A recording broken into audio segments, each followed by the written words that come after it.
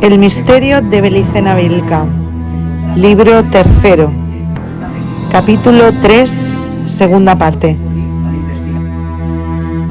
En su libro La diosa blanca, Robert Graves expone una síntesis sobre el significado de cada mes del calendario druida de árboles. Sobre el mes de la hiedra, que corresponde a la letra G, Gort dice lo siguiente: G, el mes de la hiedra, es también el mes del jabalí. Set, el dios solar egipcio, disfrazado de jabalí, mata al Osiris de la hiedra, amante de Isis. Apolo, el dios sol griego, disfrazado de jabalí, mata a Adonis o a Tamuz. El sirio, el amante de la diosa Afrodita.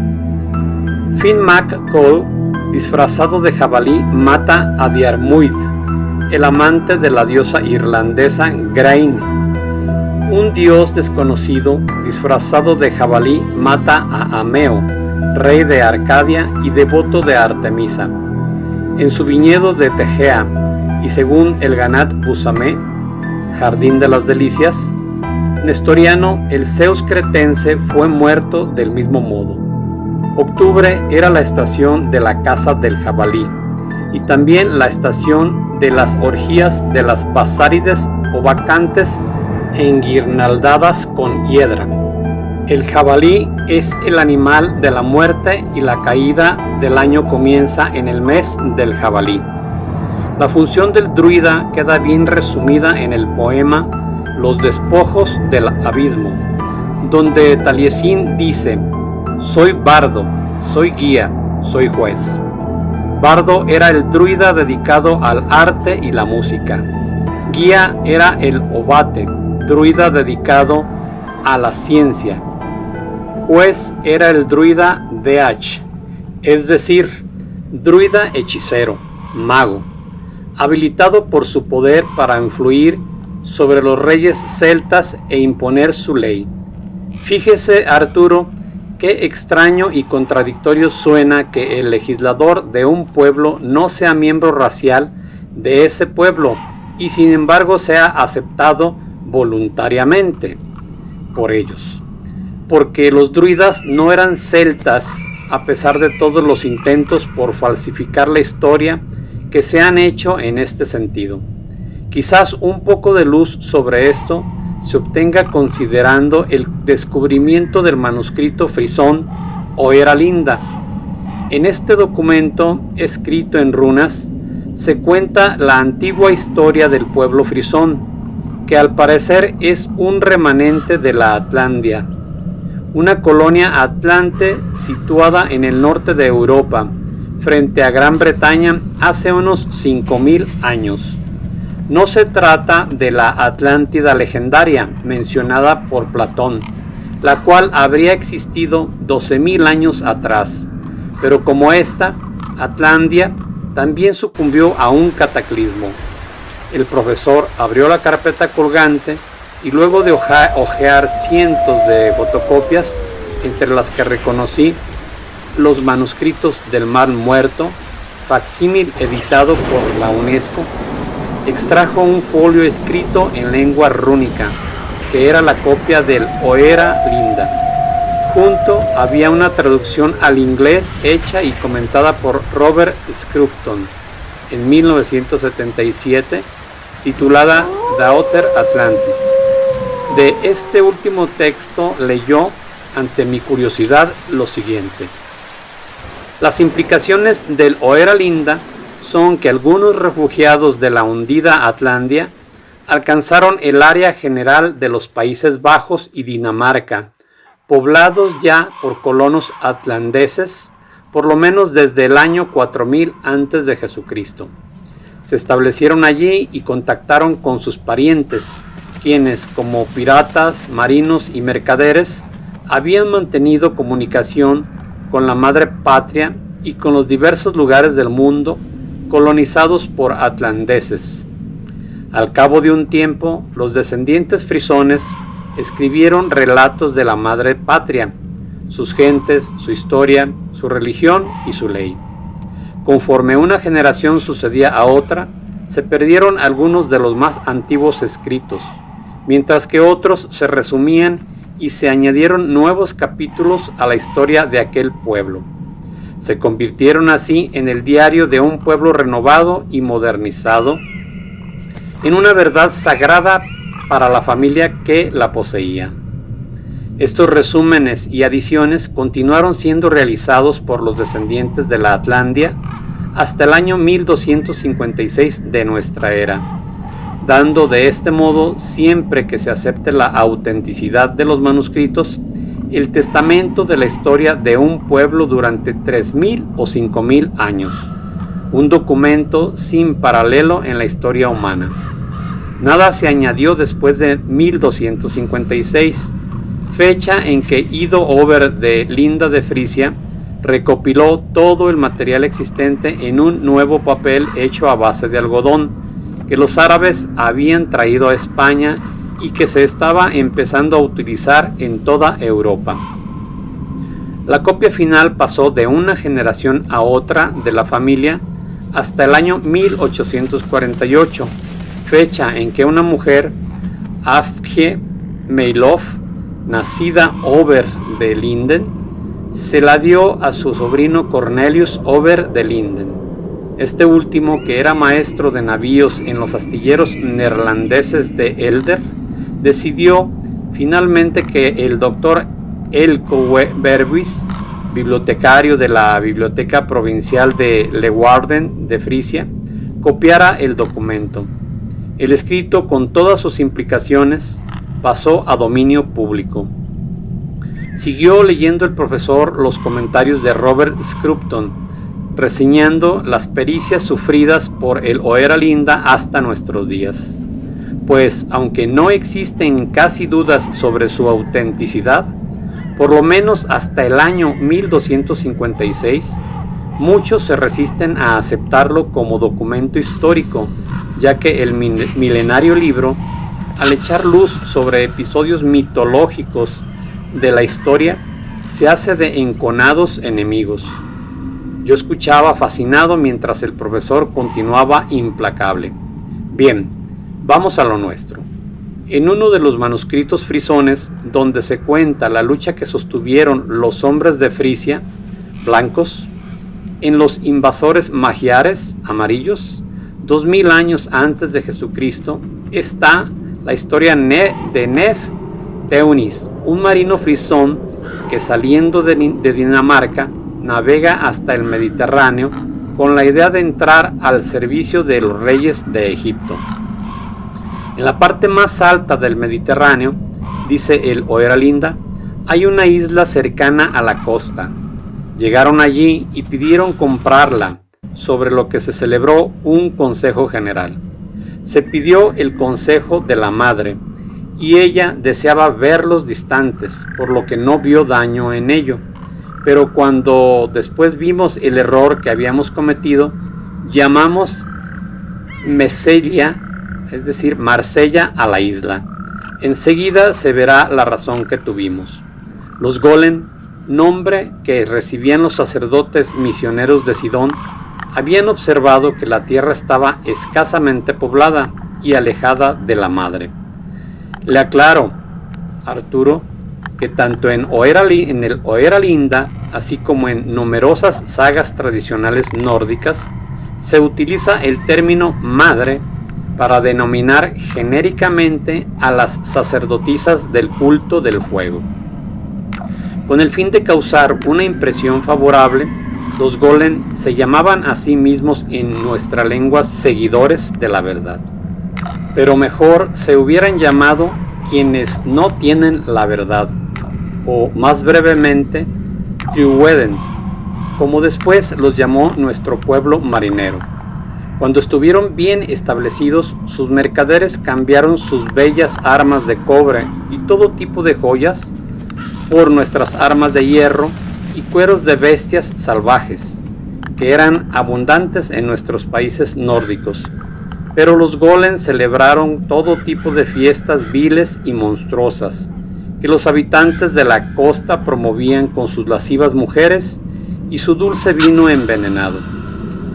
Si alguno de nuestro pueblo se conducía de forma que su vida estaba en peligro, los golem le proporcionaban refugio y lo enviaban a Ponicia, es decir, Palm Land, Fenicia.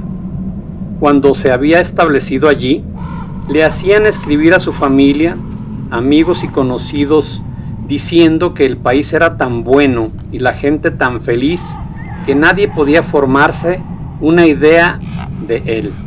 En Gran Bretaña, colonia penal atlandesa, había muchos hombres pero pocas mujeres. Cuando los golem supieron esto, llevaron muchachas de todas partes y se las dieron a los británicos por nada. Pero todas esas mujeres servían sus propósitos de robar niños a Grup Alda para dárselos a los falsos dioses. En el Oeralinda se denomina Grup Alda a Dios, pero este dios frisón es alternativamente, en los antiguos relatos, ora el demiurgo Jehová Satanás, ora el incognoscible Dios hiperbóreo. La confusión surge, presumiblemente, a causa de la caída en el exoterismo que padecen los frisones, así como otros pueblos sobrevivientes de la catástrofe atlante con el correr de los siglos. Sobre esta parte del Oeralinda comenta Robert Scruton: Druiden o Druviden puede considerarse el origen del nombre druidas, mientras que golem es otra forma de gali, vale decir los Gauls de Fenicia. Como ve, amigo Arturo, este increíble documento hace retroceder en muchos siglos las noticias sobre los druidas, que ahora serían los que no tienen la verdad, haciéndolos provenir de Medio Oriente, lo que confirma la presunción que siempre existió sobre su origen no celta. Faltaría saber ahora, ¿me está escuchando Arturo? Había quedado paralizado minutos atrás, precisamente cuando el profesor leía el Oeralinda y pronunció la palabra golem. Los encarnizados perseguidores de la casa de Tarsis, a quienes Belicena Vilca denominaba los golem, eran definitivamente druidas. Eso yo ya lo sabía porque estaba implícito en la carta, pero allí el profesor me demostraba que ello no constituía ningún secreto, que existían documentos e información suficiente sobre aquellos malditos sacerdotes. Solo mi ignorancia de la historia y de los personajes más oscuros de la historia había causado la sensación de extrañeza que experimenté cuando leí la carta y conocí las intrigas y los planes de los golem. A punto estuve más de una vez, y ahora me arrepentía de ello, de dudar de la cordura de Belicena, de negar la fantástica realidad de los golem. Sí, profesor, le escucho, respondí temeroso de ofenderlo.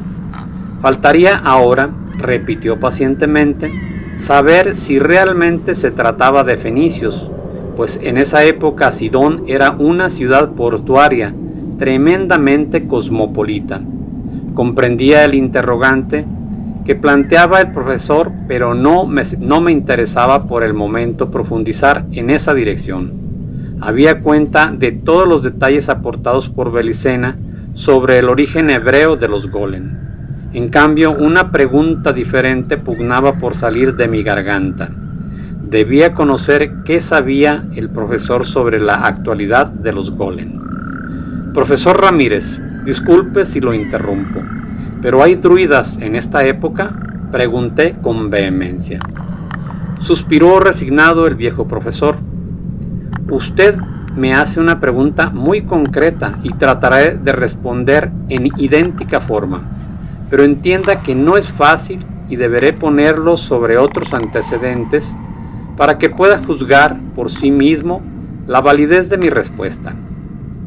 Porque si bien hay sociedades celtistas y autores dedicados al estudio del druidismo, solo se trata de historiadores o diletantes y no de verdaderos fili.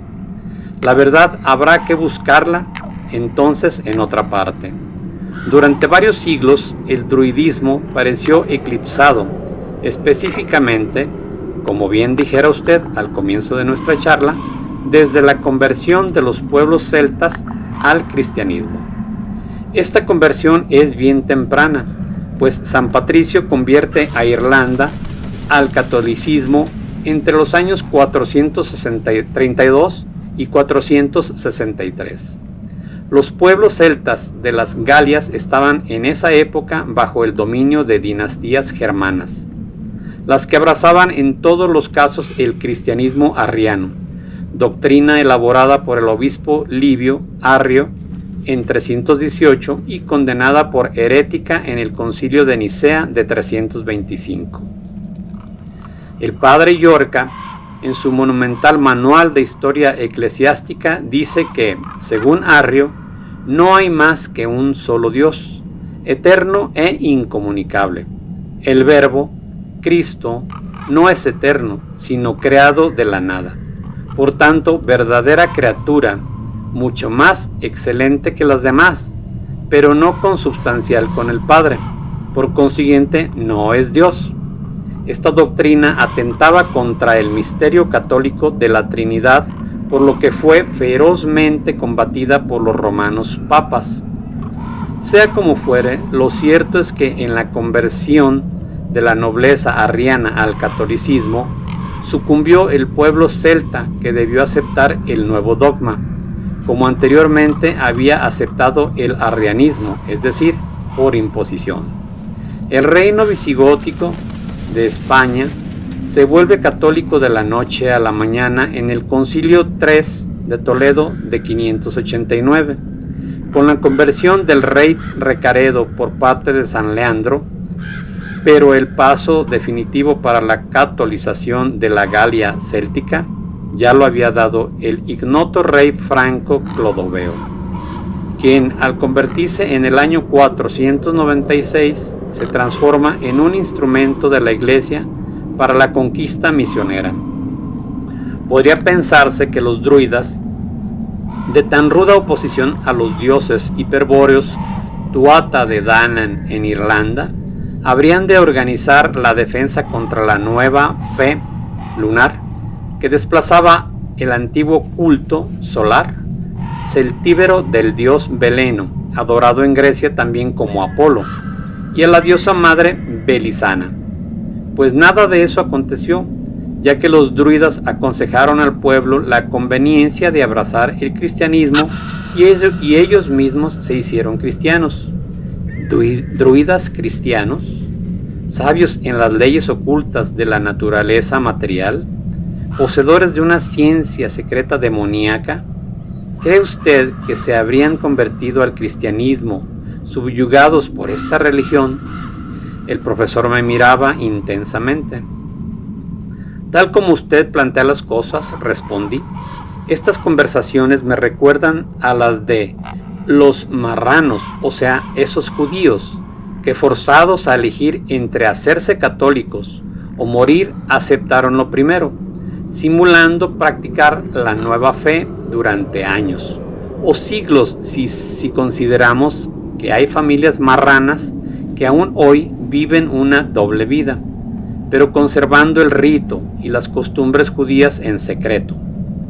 Bien, doctor Siegnagel, bramó el profesor, justamente a eso me refería, a una conversión fingida como la de los judíos marranos. Si usted considera la pregunta que le hacía antes al leerle el texto del Oera-Linda, que sitúa a los druidas como oriundos de Sidón, en Fenicia, comprenderá que hay otras similitudes sospechosas. El profesor no dejaba de sorprenderme con su agudeza, planteando las cosas de tal modo que, como en los diálogos de los sofistas griegos, las respuestas brotaban espontáneamente en el interlocutor del filósofo. Sí, afirmé, fingiendo sorpresa por las consecuencias que adivinaba. La relación resulta innegable, profesor. Judíos y druidas provenían del Medio Oriente. Acompañé el comentario asintiendo elocuentemente con la cabeza. Este gesto estimuló al profesor a continuar y, mientras agitaba briosamente en una mano el libro El misterio de los templarios, decía en tono convincente: el gran celtista Louis Charpentier, autor de este libro y defensor a ultranza de los Golem y los templarios, lo confirma con investigaciones fundamentadas. Los druidas se refugian en la Iglesia Católica. La oportunidad la brinda San Benito, personaje de gran sabiduría y santidad que al fundar la orden benedictina con una regla, ora et labora, que enaltece el trabajo y la oración, impulsa a la misma al salvataje de la cultura griega y romana, amenazada de muerte por la decadencia del Imperio Romano, la barbarie y la ignorancia increíble de los papas. El punto de contacto se produce con San Columbano, un fili de Irlanda dedicado enteramente a convertir los pueblos celtas a la religión católica. Louis Charpentier no puede ocultar su admiración por la infiltración druídica cuando dice: San Benito había muerto en el 547, 7 años después del nacimiento de San Columbano. Benito había conservado el tesoro clásico para la cristiandad. A esta misma cristiandad, San Columbo le iba a hacer entrega del tesoro celta. San Columbo era un cristiano de Irlanda, país que había abrazado muy pronto el cristianismo, sin las imposiciones más o menos brutales de los emperadores romanos, ni las de los bárbaros que se decían romanos, como había sucedido en todos los países celtas del pasado druídico. Puede decirse, sin incurrir en error, que los cristianos de Roma y los de Clodoveo hicieron desagradable el cristianismo en las Galias. Irlanda no conoció a Roma ni a los bárbaros, y eso explica esa aceptación del cristianismo sin brusquedades. Tampoco se conocen muchas cosas sobre los druidas, pero su facilidad para aceptar una cierta forma de cristianismo parece situarles espiritualmente muy cerca de aquel. Nada de la nueva revelación les ha extrañado, ni la unidad divina, ni un Dios no creado que engloba el universo en todas sus formas, ni la divinidad en 3 personas, ni un Dios nacido de una virgen, ni el Dios encarnado, ni el hombre divino crucificado, ni la resurrección, ni la inmortalidad del alma que ellos ya predicaban. San Benito en sus últimas horas gritaba: veo a la Trinidad y a Pedro y a Pablo y a druidas y a santos. Todo el pueblo celta, tras los druidas, se precipitó hacia el cristianismo. Irlanda, que había escapado a la conquista romana y luego a las conquistas árabes, permaneció cristiana, pero si puede decirse así, druídicamente. Indudablemente el profesor Ramírez sabía apoyar sus argumentos con los textos más adecuados, pensé con admiración. Alrededor de esos sucesos, proseguía el profesor, se sitúa, siglo VII, la desaparición de los druidas en su aspecto tradicional, pero se producen esporádicas reapariciones a través de la historia, especialmente durante las cruzadas, siglo XI a XII, en los procesos a los templarios, siglo XIV, en el Renacimiento, siglos XV y XVI, en la afirmación de las corrientes llamadas de la Ilustración, libre pensamiento, enciclopedismo y masonería, siglos XVII y XVIII. Como ve, siempre parecen vinculados a la crisis o a la revolución, pero ojo Arturo, solamente en relación a la raza celta. Parece que la presencia del druida tiene un solo objeto: ser guía de los celtas, como cantaba Taliesin. Hoy celta significa poco, pero recuerde que gran parte de Francia e Italia, Portugal, Bélgica, Suiza, Irlanda, Escocia, parte de España y el 50% de la América Blanca son celtas. A esta altura de la conversación, o monólogo debería decir, ya que el profesor con su precisión no daba lugar a interrupciones, yo estaba profundamente impresionado. El profesor Ramírez sabía sobre el asunto mucho más de lo que me había imaginado al comienzo de la conversación. Decidí continuar con el juego y simular mayor asombro. Para actuar con convicción, trataría de llevar el diálogo a un terreno concreto. La gran conspiración judía mundial puedo comprenderla perfectamente, profesor, dado que el objetivo declarado por rabinos o simples hebreos de todos los tiempos es el dominio del mundo y el sometimiento de la humanidad al pueblo elegido por Jehová. La Israel celeste, dice el Talmud, tiene como destino de gloria reinar sobre los pueblos gentiles. Pero, ¿qué objetivo persiguen los druidas perpetuándose a través de los siglos para dirigir secretamente a los celtas mediante su ciencia maldita? No un objetivo imperialista, pues los celtas jamás tuvieron imperio, sino que establecían confederaciones de tribus o pueblos cuya decadencia comenzó con la campaña de las Galias, realizada por Julio César. Tampoco un objetivo que implicara algún tipo de beneficio espiritual para los celtas, pues ya no lo dudo, los Fili están impulsados por algún fin perverso. ¿Por qué lo hacen? Dios mío, ¿por qué? Traté de plantear el interrogante lo mejor que pude al profesor Ramírez. Se quedó pensativo un largo minuto y luego, con gesto de desaliento, respondió: no lo sé, doctor Siegnager. Me llamaba alternativamente Arturo o doctor Siegnager. Solo puedo conjeturar algo, pero tenga presente esto, es solo una conjetura. De ninguna manera podría probarlo. Le diré lo que pienso, pero jamás lo repetiría fuera de esta oficina y de este momento.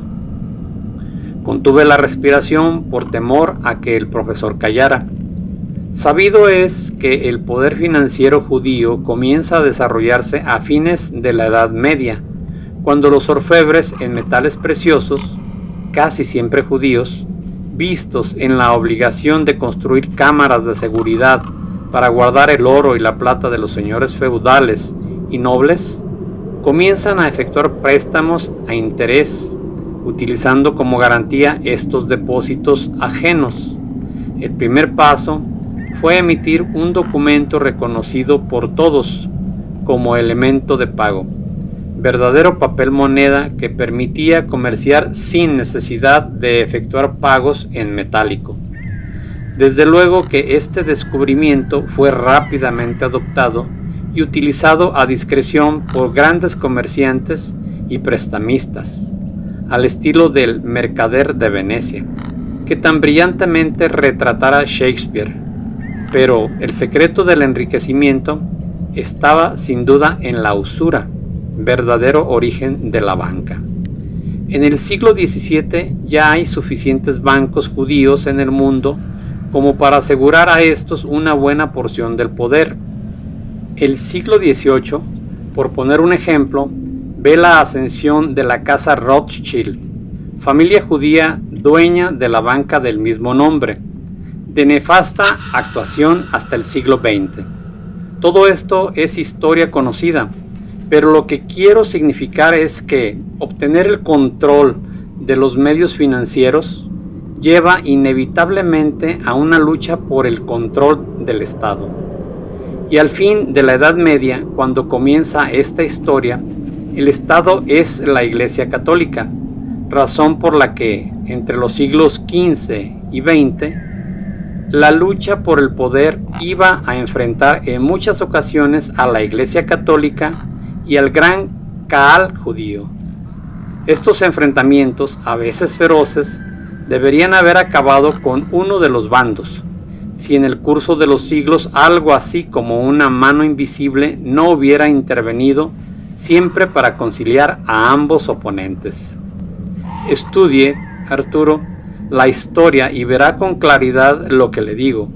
Cuando surge el conflicto por un lado, sea que lo inicie la Iglesia o los reyes católicos o la Inquisición, etc., contra el poder judío, o por otro lado, sea que la conspiración hebrea lanza la revolución, la masonería, el marxismo, etc., contra el poder cristiano, allí aparece un elemento moderador, suavizador del conflicto, evitando la lucha inminente, diluyendo las tensiones. Este elemento, brazo ejecutor inconsciente, es el celta. Pero atrás del celta está el verdadero instigador, el golem, el fili, el druida, con su poder increíble. Sé que pensará que no estoy en mis cabales, Arturo, y no puedo probar esta conjetura fantástica que apenas me atreví a formular. El profesor me miraba turbado. Era evidente que temía haberse excedido y por eso sus ojos trataban de taladrar mi cerebro. Y sin embargo, a pesar de sus prevenciones, sus hipótesis se quedaban cortas frente a la magnitud de los planes golem que denunciara Belicena Vilca en su carta. Era cierto, tal como lo comprendiera el profesor, que los golem mediaban entre la iglesia y la sinagoga, pero no era menos cierto que ellos perseguían un objetivo más ambicioso, la sinarquía universal y el gobierno mundial del pueblo elegido. No pude menos que sonreír al contemplar el rostro preocupado del erudito. Eso lo tranquilizó. A través de un profundo análisis histórico, continuó sin dejar de observarme, muchos han supuesto que un secreto enlace vincula los distintos vértices del poder del mundo y se ha afirmado la existencia de una secta supersecreta que podría ser la masonería, la B'nai B'rith, masonería judía, la Comisión Trilateral, etc., o cualquier otra organización de ese tipo, a la cual pertenecerían todos los hombres que detentan el poder. Esta hipótesis es demasiado gigante para mí. En cambio, lo que puedo asegurar, basándome en muchos años de investigación histórica, es que entre dos grandes colosos, la Iglesia Católica y la sinagoga, existe una impía vinculación oculta para llevar a cabo el fin inconfesable del poder mundial. Y esa impía vinculación se da a través de los druidas.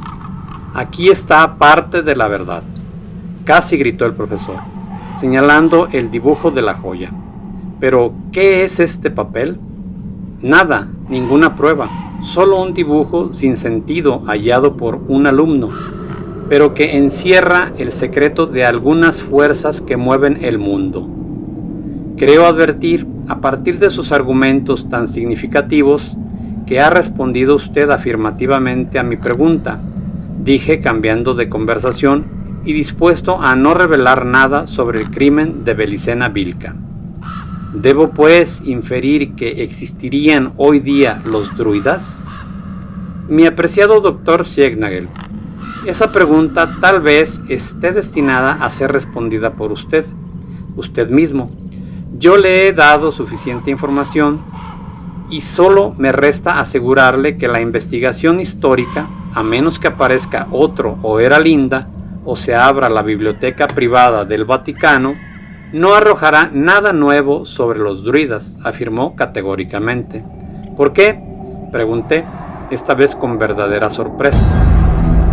Por una razón muy sencilla, pero inexplicable, doctor Siegnagel, dijo el profesor con sorna, casi deletreando mi apellido alemán. Porque entre 1939 y 1945, batallones especialistas de las Waffen-SS, cuerpo de élite alemán, vaciaron Europa de los pocos documentos que había sobre los druidas. ¿Para qué podrían querer los SS esa información?, pregunté con desconfianza, pues no me gustaba el rumbo que tomaba la conversación. Eso no se supo nunca con seguridad.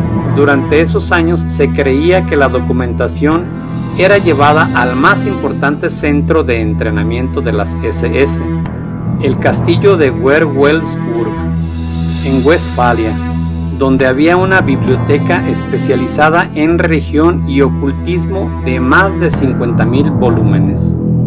Pero al finalizar la guerra, parte de ese valioso material y el círculo restringido de las SS, unos 250 hombres súper entrenados y súper secretos, se evaporó como por encanto. Usted sabe, me decía el profesor con mirada cómplice, todas esas historias sobre refugios ocultos, el grupo Odessa, patrañas. Sí, asentí con un gesto y miré el reloj. Eran las 20:30. Calculé que llevábamos 5 horas reunidos y sentí vergüenza de abusar de ese modo del precioso tiempo del profesor. No hay por qué disculparse, Arturo, decía el profesor ante mis excusas. Ha sido una charla de mi agrado, en la cual he recordado con usted algo de lo que en otros tiempos hubo también de preocuparme a mí. En ese día de verano solo quedaban en la facultad el sereno y el personal de limpieza. Salí en compañía del profesor Ramírez y le acompañé hasta una de las casas docentes que habita dentro mismo de la ciudad universitaria. Y nunca más volví a verlo. Que el incognoscible guíe su espíritu hacia el origen, o que Wotan lo conduzca al Valhalla, o que Fría le muestre la verdad desnuda de sí mismo, que su corazón se enfríe para siempre, que conquiste el Bril y posea la sabiduría que tanto buscó durante su vida, y por sobre todo, que consiga huir de la venganza de Vera y Birsa.